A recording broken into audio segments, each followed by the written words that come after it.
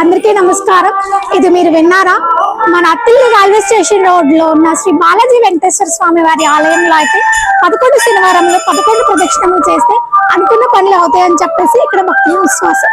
అలానే మనం ఏదైనా కోరిక స్వచ్ఛంగా కోరుకుంటే ఆ స్వామి వారు కంపల్సరీ అయితే మీ కోరికను అయితే నెరవేరుస్తాం. అవునండి, నేను చెప్పింది నిజమే.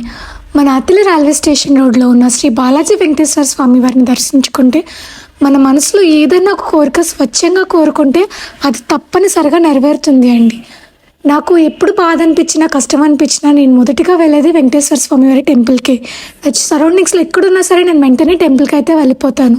అలానే చాలామందికి కూడా వెంకటేశ్వర స్వామి వారి అంటే నమ్మకం.